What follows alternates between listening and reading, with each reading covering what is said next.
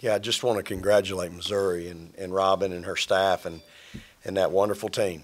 You know, they were really special tonight, and as they are most of the times when we have to play them. And just, you know, really disappointed as the head coach at Mississippi State, but really happy for her and that team. They are one tough bunch, and it's my kind of team, you know.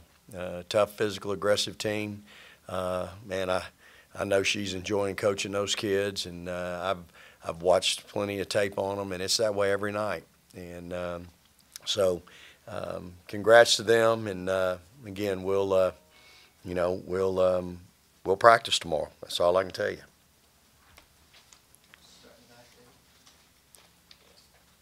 Nick, did you feel during that game that Missouri just kind of controlled the flow most of the time, that they were playing the game the way they wanted to most of the time, and even when y'all were winning, it was kind of, you know what I mean, that they controlled pace? Yeah, I felt like all night I was really fighting the heart thing, you know, just playing hard, playing with energy.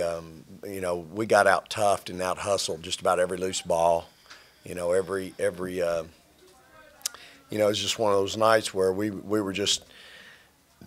It happens, you know, sometimes y'all with teams that aren't very mature, and you come off a big win like Sunday, and played that well, and you know you have it's just hard. And so again, I don't want to get into that because I don't want to take anything from Missouri. Missouri was special tonight, and they deserve all the credit. But yeah, absolutely, I thought they controlled it really from the jump. Brett, it seemed like Missouri had a lot of success in creating open three-point attempts, especially with the inside-outside game.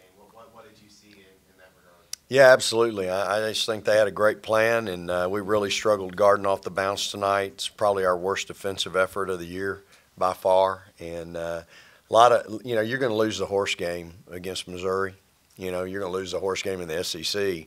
And, you know, for us, we really, you know, we let them have a lot of open shots. You know, and when you do that with them, this is probably the worst we've defended Missouri. Even when we got beat there when we were I don't know if we were number 2 in the country, we were 20-0, but we were top 5 or 6 about 3 or 4 years ago when we went in there and got beaten.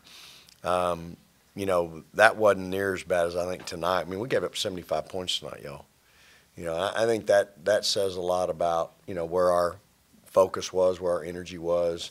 And so, you know, hey, again, buck stops here. It's my fault. It's I obviously didn't have them ready to play, and that's my job. And you know, at the end of the day, this team is we've talked about how different we are and unique, and in that regard, you know, I've got to be able to navigate that as the head coach and make sure that nights like tonight don't happen. And I think that's the hard part for me, y'all. I take great pride in when I go into those games where maybe we're the higher ranked team or whatever.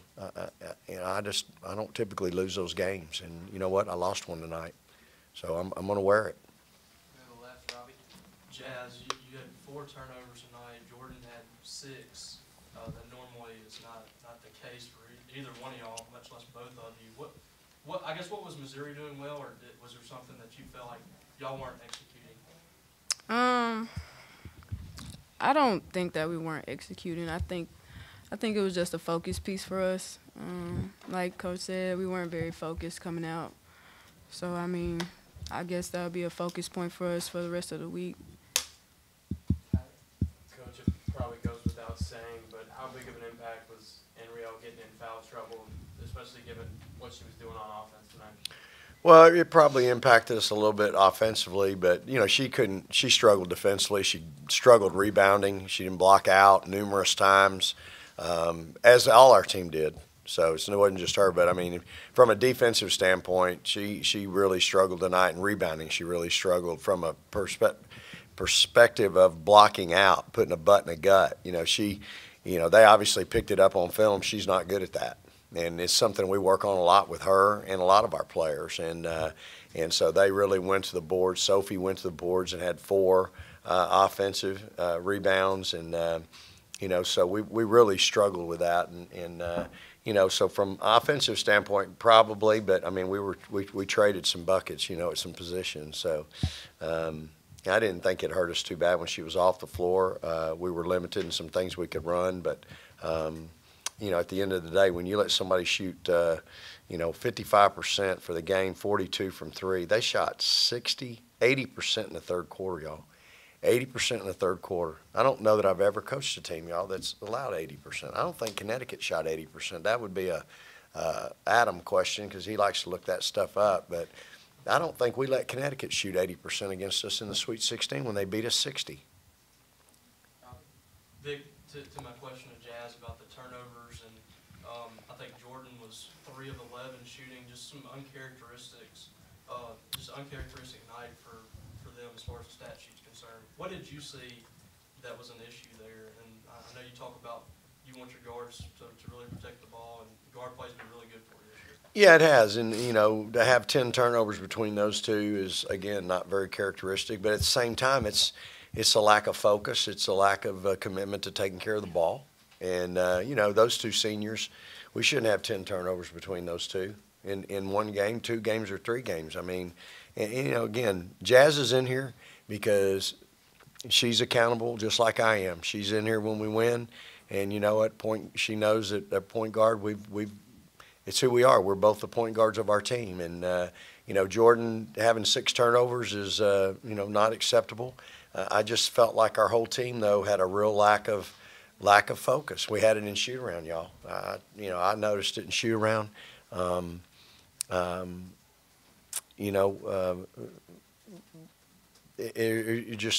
We've got some things happening, and obviously tonight it showed.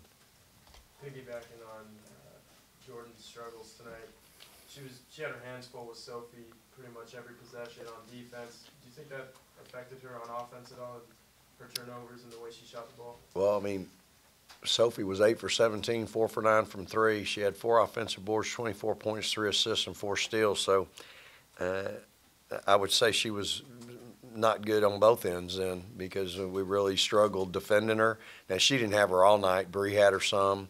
We traded off with those two. But, the defensive piece, y'all, there was just way too many open shots that we allowed them to create. And then we gave up a bunch of layups, y'all, a bunch of uncontested layups where we were spread out and didn't guard the ball and didn't rotate. And